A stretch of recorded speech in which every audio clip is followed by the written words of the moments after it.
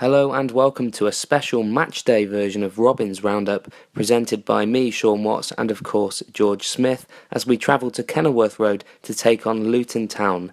This will hopefully give you a bit of an insight into what we do behind the scenes on a matchday, so sit back and enjoy. So it's about 2:15 on Tuesday the 31st of January. Just about to head off to Luton. I'm going to pick Sean up on the way. I've never been to Luton before, so I'm looking forward to experiencing a new ground. Obviously, it's going to be a very tough game tonight. They're doing well in the league. Obviously, we're not doing perfectly. So, yeah, it's going to be a tough one. I think a draw will be a good result, but we'll have to wait and see how it goes. Not too long a journey in comparison to some of the other ones we've been on this year. But, yeah, we will catch up with you when we get there. It's just gone 4:20. We've stopped off Beaconsfield service station en route to Luton. Just been on the phone to Gary. Told me the team news for today so I can get all the graphics and stuff ready. A couple of changes, quite interesting. First starts for Liam Davis and Kyle Wootton. So really looking forward to seeing how well those guys go. Possibly a new shape as well. I'm not entirely sure. We don't go into that much detail. But yeah, looking forward to the game, and I think it's going to be a good one. So we've made it to Kenilworth Road here in Luton. A bit later than anticipated. We had issues. We went to 4 different car parks before they told us where we could go. We've made it into the ground eventually. It's a bit of rain inside the press box, so we're trying to keep everything dry. Issues with the team sheet, and that was confusion about Bartram was in the team rather than Alex Pike, who's unfortunately under the weather. So it's been a bit of a crazy hour and a half for us, even though we were just outside the ground at about 5:45. So yeah, it's about 7:30 now, 15 minutes till kick off. Just watching the lads warm up in front of us. We're going to talk to John Palmer and James Young from the Gloucester Live about their thoughts ahead of the game. John, 15 minutes till kick off. How are you feeling about the game? I'm very interested to see what this team's going to do. So I didn't expect this sort of selection. A lot of strikers on the bench. Big night for Carl Wootton, full debut. Obviously, full debut for Liam Davis as well. So I'm feeling quite intrigued at how it's going to work out. I can see what Gary's trying to do. But if Cheltenham concede early, then I think there's problems, because it looks like a very defensive formation. But it could be a masterstroke. Youngie, it's going to be a difficult night. Luton obviously doing well in the league. Yeah, it's going to be a difficult game. It is, yeah. We've just worked out the Cheltenham formation. It's going to be about 5 on the lower tier of the bus and about 6 on the top, and Scott Brown driving it. And it's going to be parked well in front of the Luton goal all evening. It's going to be a difficult evening, yeah. The Luton are, they could go within a point of third with a win. And it's difficult to see them not doing that, unfortunately. Big stadium, it's going to be a good atmosphere, lots of fans, quite intimidating place to play. Yeah, I remember the 4-2 win here, which was the only time Cheltenham won here. It was an unbelievable performance, but other than that, Cheltenham haven't had much luck here. A couple of draws and a couple of defeats. So it is a tough place to come and win, but if Gary gets it right, it could be a very good point. I'm going to put you guys on the spot now. Youngie, have you got a prediction for us? Well, Gary's set the team up for a 0-0, so let's hope for a 0-0. John? I'm going 1-1. Perfect. Cheers, guys. So, Sean, we finally made it into the stadium. We're here now, we're all set up. What kind of stuff happens in the build-up to a kick-off here in the press box? Well, the first thing we need to do is take some pictures of the ground and let people know that we're here, and then we need to start typing up all the graphics and make sure we know the team, which in this case we didn't. And then, yeah, we just need to keep the atmosphere going, get the preview out, make sure people have got the link to the wall, and then it's almost time to go. We need to live tweet them coming out of the tunnel and onto the pitch. I've spoken to John and James about their predictions for the game. You got one for us? I'm going to be brave and say 1-0, but I'm sure that will come back to bite me after the game. Perfect. We'll talk to you at half-time. Cheers, Sean. Now comes the easy bit. The players are out and the game will be kicking off any minute. Fingers crossed. Come on, boys. 5 minutes in and we've already taken the lead. Will Boyle with his first goal for the club. I don't think the Luton debutant Stuart Moore is going to want to remember this first 5 minutes. So he was very nearly lobbed by Scott Brown from a goal kick, and then he flapped at a corner and it dropped to Boyley, who managed to poke home from about 2 yards. What a start. 2-0 to the Robins. Unbelievable pass from Winchester, tees up Bartham to slot home past the debutant keeper. Unbelievable pass. I really cannot say how good that was from Winchester. Absolute perfect game plan so far. We're sitting back, letting them have all the ball, but then hitting them well on the counter. 2-0. half an hour gone. Come on, you boys. So John, it's half time. Cheltenham 2, Luton 1. What a half of football. I think it went better than anyone could have possibly imagined until 5 minutes before half time, but what a great start. Scott Brown clearance turned over the bar by the goalkeeper. Absolutely huge kick. First attack, really, if you call it an attack. Good ball in from James Rowe, and the keeper a bit of a flap, and Boyle was there. And the second goal was a really good goal.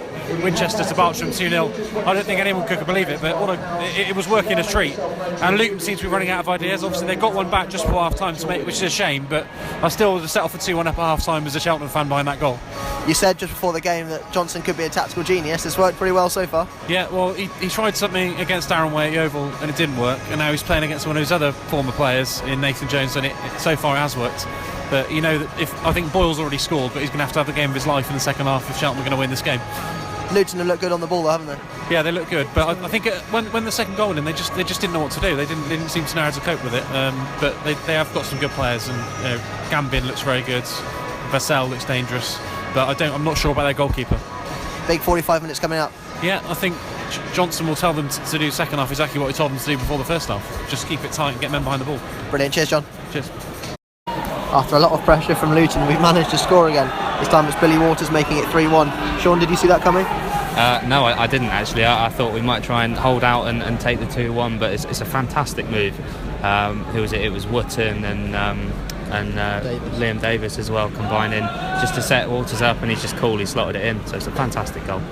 Tactics working pretty well so far. Sit deep, defend well, and then hit them on the counter. Absolutely, we've looked solid. We've looked really structured, and we're hitting them so quickly on the break, and they don't really know how to handle us. So all good so far. 25 minutes to go plus stoppage time.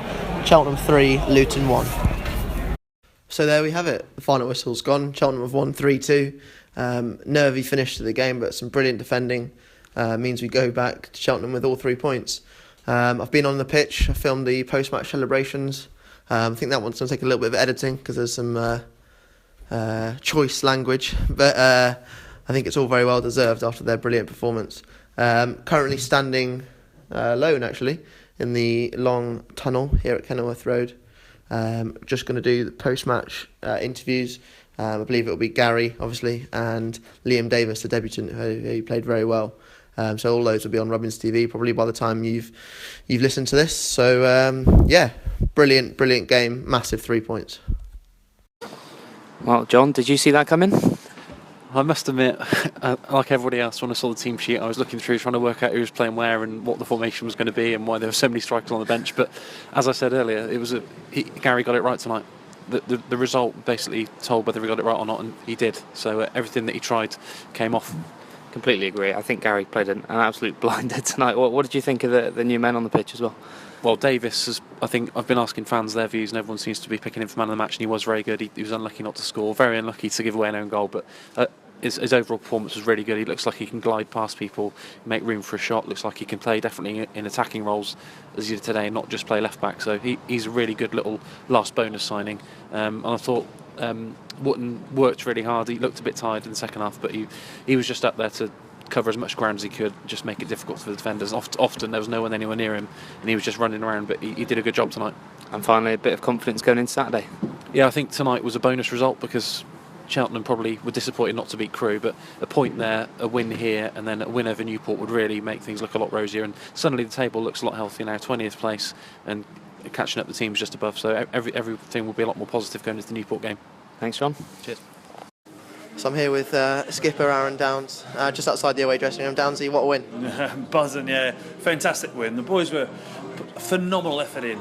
Saw 3 really good goals and held on and, showed some real character.